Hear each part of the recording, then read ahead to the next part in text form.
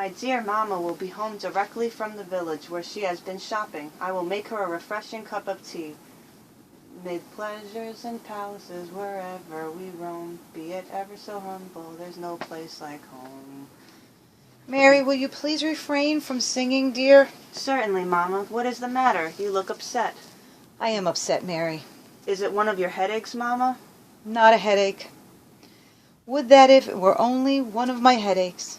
Can it be one of your sciatic twinges? Worse, far worse than one of my sciatic twinges, Mary dear. It is not your old complaint about a gout. No, Mary, I can honestly say that at the moment I am in good health, thank heaven. Touch wood. Why then, mamma, do you ask me to refrain from singing? Because, dear, all displays of mirth and merriment are out of place at a time like this. At a time like what, mamma? Dear me, I feel quite faint. Is the tea ready? Yes, mamma. Now, dear, prepare yourself for a shock. Mamma, I am always prepared for shocks.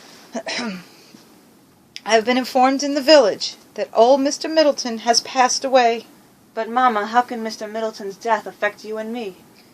You know that we are not the proprietors of this cottage, Mary, and that Mr. Middleton was our landlord. But he has been a kind and generous landlord to us. Why, mamma, it was only last year that he provided us with a new door-knocker. You little know, my poor child, how kind and generous he has been. What do you mean, mamma? I had not told you this before, Mary, but since your poor father's death, we have fallen far, far behind with our rent. And dear good Mr. Middleton never pressed us for it. He did not, bless him. But the new landlord may not be so accommodating. Who is our new landlord? Young Edward Middleton, I presume. But we shall soon know for sure. The old gentleman's will is in the hands of Lawyer Cribbs. Oh, dear, Lawyer Cribbs is a bad man. Mary! What on earth do you mean? I have heard it said, concerning his late wife, that he drove her to drink. Drove his late wife to drink? So that's how she died, huh? Wherever did you hear such a piece of gossip? In Sunday school. You cannot believe all you hear in Sunday school. And how can you be chattering on about such trifles when our situation is so desperate? Desperate? What do you mean, mamma? Speak. We may find that the new landlord will force us to pay our arrears of rent, or else... Or else what? Or else vacate the premises. No, not vacate the premises. Anything but that.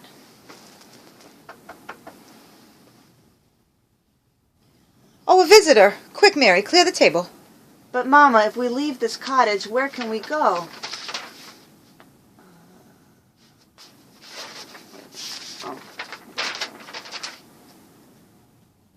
Comfort, my daughter, comfort. It is a good thing to have a friend in the hour of trouble. Lawyer Cribbs appears to be a very feeling man. Far too feeling. And yet, my dear, there is something very restful about marriage to an older man. Cribbs is not an older man. He is more than older. He is old. Perhaps so. Yet a young man, any young man, every young man, my dear, may be giddy, wild, and reckless. A young man is certain to be given somewhat to excess. But Papa was young when you married him. Your Papa, Mary, was the exception that proves the rule. Always remember, dear, better an old man's darling than a young man's slave. Mamma, sure you cannot suggest that I should accept the hands of that horrid old man. The decision must be yours and yours alone, Mary, dear. But, oh, my head. I fear one of my headaches is coming on. Rest, Mamma, rest. Yes, dear, I shall rest. Now, there'll be little rest for me by this time tomorrow. Bare earth for my couch, a stone for my pillow. Oh, my sciatic nerve! Mamma, before we discuss the subject any further, I have an alternative suggestion. I can see only two alternatives, Mary. Mr. Cribb's kind, generous, magnanimous offer, or the open road and the beggar's crust. Oh, my great toe, my gout! Listen, Mamma, I have plenty of money. Money? You have money? Yes, I saved it from the sale of my needle and crochet work. I had planned to use it eventually for the purchase of my trousseau. I will use it instead to pay the rent. Then we can stay here, happy and contented as of old. No, I cannot accept that. I will not buy ease and comfort at the sacrifice of my daughter's trousseau. How much have we got? $14, Mama. Ah, my poor child. You know so little of worldly affairs. $14 would not pay 1/10 of our debt. Give it to me. Wait, Mama, I have a plan. I shall take the money direct to Mr. Edward Middleton and offer it in part payment. When the young man finds that we are disposed to deal fairly with him, he may relent. I fear this young man. He has been described as so wild, so reckless. I feel a sad foreboding. I feel a deeper foreboding at the, alternative. Mama, I am determined to go. Edward Middleton must, from family and association, at least have the manners of a gentleman. That is true. I fear those gentlemanly manners. And however wild a youth may be when abroad among his associates, no gentleman ever insulted a friendless and unprotected woman. There are worse dangers to be feared than insult. What do you mean, Mama? I mean that this young man may try to lure you into excess. I shall be constantly on my guard against that. Good girl. Go then. Call him to the door. Refuse to enter the house. Tell him your sad story and give him the money. You give me courage, dear Mama, yet I am agitated. Oh, why do I tremble so? Go forth, my child. Go as the dove flew from the ark of old. If you fail in finding the olive branch of peace, return and seek comfort here, on the bosom of your fond and widowed mother. Let me see. I will. I am the master. Here's the woman, sir. Mr. Cribbs, we meet again. This, I presume, is Mr. Edward Middleton? Curse it! What the devil is she doing here? I inquired at your home, and the manservant informed me that you were with, Mr. Cribbs. Was your business so urgent that you had to intrude on a private conference? I came, sir, to fling myself on your mercy. Sir, I pray you, accept this part of the rent. Ah, this is the face of more than ordinary beauty. I feel strangely moved. Take it, I entreat. I burn with shame to think that this lovely creature should see me drinking. I must steady myself. 'Tis but a portion of the debt, but be assured the remainder shall be paid as soon as busy, willing hands can earn it. It's a trick, Mr. Edward. Be careful. Solvency before sentiment, sir. Yes, solvency before sentiment. I am far from satisfied with your tenancy, Miss... Mary, sir. Mary, what a grand old name. Sir, solvency before sentiment. Remember the neglected property, the fence. Yes, Miss Mary, your arrears of rent are only one of many grounds of complaint. You have neglected the property. The fence is tottering. The fence, Mr. Middleton, was damaged by idle schoolboys. Although we do our best to keep guard, they will use it as a vaulting horse. Oh, perhaps we have been a little severe. That's just a typical bilker's excuse. Remember the gate? Ah, yes, the gate. Then what about the gate that is lying useless off its hinges? The gate was unhinged, sir, by straying cattle. Indeed. I suppose without a man in the house, 2 women left to shift for themselves, one a mere girl. Yes, sir. While my poor father lived, there was not a neater, tidier property in the village. Excuses, Mr. Edward, all excuses. Remember the birch tree. But, Miss Mary, you cannot say that wandering cattle broke down the limbs of the old birch tree for firewood. No, sir. Those limbs were broken down by silver thaw of last February 14th. We buried them only to try and clear away the wreckage. How modestly and charmingly she answers my every objection. Mr. Cribbs, would you oblige me by stepping into the next room? I wish to speak a few words in private to this young lady. Careful, sir. Beware the glib tongue of a bilker. Have no fear for me, Mr. Cribbs. I shall have none, sir, if you remember our watchword, solvency before sentiment. Come, Stickler. Miss Mary, I beg you to rise. I might have the courage to do so I can hear one word of reassurance. You shall hear it. I will rescind the order of eviction. Bless you, sir, and now you will accept the money. I would prefer that you keep it, Miss Mary. Oh, no, sir. We shall now pay it with double pleasure, since we recognize in our creditor a benefactor too. Miss Mary, as you may have noticed, I sometimes speak very plain. I had noticed it, sir. Edward. Edward. Curse it, what the devil's he up to now? Up to no good, I'll be bound. Miss Mary. Mary. Mary. What a grand old name, Mary. I see you in an indescribable charm, the charm of a mental excellence, noble, sentimental, filial piety. These are the beauties that render you conspicuous above all the maidens I have ever seen. These are the charms which bind captive the hearts of men. Pray, let us speak no more of that for the moment. Will you take the money? I will not. I ask you to keep that money as a portion of your dowry. Oh, you know then. Mr. Cribbs has told you. What has Cribbs to do with this? Need I say into whose hands I would like the dowry to fall at last? I cannot pretend not to understand you, sir. That would be an idle return for kindness such as yours, and yet... I shall be walking down in the vicinity of your cottage this evening, and... Should I see you go by without stopping, why then... Then what, dear Mary? Then I should suppose you had forgotten where we lived. Thanks.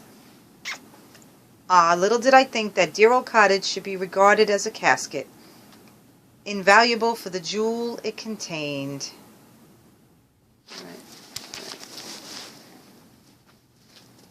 Beware, beware. Can there be some danger here from my Mary? Oh, a visitor. I wonder who it can be. I expect it is Edward. Edward? Edward who? Mr. Edward Middleton.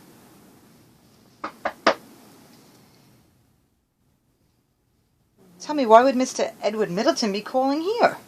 The young gentleman is calling to see us this evening. That does not sound to me like the knock of a gentleman. Please, Mamma, may I open the door now?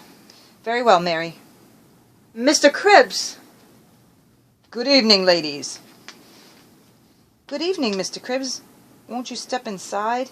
With pleasure, ma'am, or rather, I should say with deep reluctance, for mine is a painful errand. Not the rent. You promised us 24 hours' grace. And you shall have it. My business concerns not your rent, ma'am, but your daughter. Well, Mr. Cribbs? You were expecting to receive a visit from Mr. Edward Middleton? Well, what if I was? You probably did not realize when you saw him that Mr. Middleton was half out of his mind, with grief for his late father. He seemed normal enough. To you, perhaps. Yet, in fact, he scarcely knew what he was saying or doing. He has been like this for days. You mean, then... I mean that you must not be deceived by any apparent promises or undertaking which he may have made in this abnormal condition. I don't believe it. It's a lie. Then where is Edward Middleton now? Yes, Mary dear, what about his promised visit? He will come. I know he will come. He will not come. It pains me to say it, but he lies at my house prostrate right now, with grief, hearing nothing, seeing nothing. So we can hope for nothing from him? Madam, your only hope is, I said in the morning, is me. Then the cottage, are we not to stay in our cottage? I'm afraid not, ma'am. Why, Mr. Middleton stated his policy for the cottage in these very words, "We'll throw the rascals out." We'll keep the honest tenants in and throw the rascals out. Edward! It is Edward! Curse it. How did he manage to get here? Ah, Mary, my dear Mary. Mrs. Wilson, I presume. Mr. Cribbs, sir. How pleasant to see you all. Let us celebrate this happy meeting with a rousing chorus. 1, 2, 3, 4.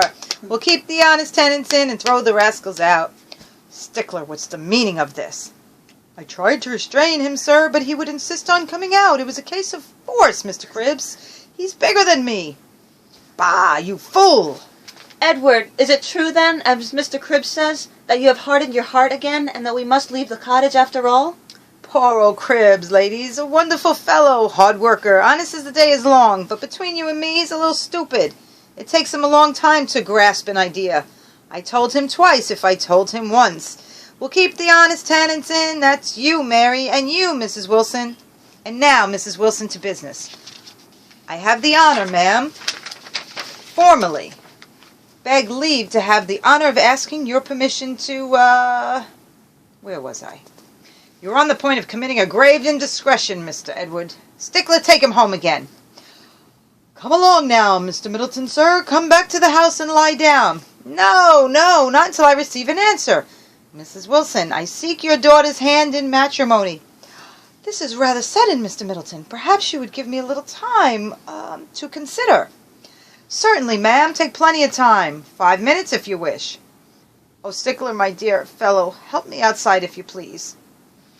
This way, Mr. Middleton, sir. That's it. Hold up just a moment now. Easy does it, sir. Easy does it. I might yet turn this scene to my advantage. Ladies, I would give much to have spared you this disgusting sight. I can well believe it, sir.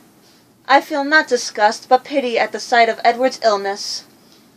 Illness? Can it be, Mary, that you still do not realize the truth? My previous statements about Mrs. Middleton's condition were only a harmless provocation to shield you from the sordid reality. I don't know what you mean, sir. You must excuse her, Mr. Cribbs. She had led a sheltered life. Mary, dear, it is all too clear that Mr. Middleton's symptoms are produced by... Not by excess. No, by alcohol. The poor fellow is a slave to the demon rum. You mean he is a drunken, ma'am. Yes, a drunkard, or soon will be, if my efforts can make him so. More lines on this page. Okay. Good night, Mr. Cribbs. Mary, dear, I repeat my question. What do you say? What can I say? To save us both from destitution, I am forced to marry. But which am I to marry? That old man whose very touch makes me shrink on horror, or, merciful heavens, the drunkard! Mary, my child, my child!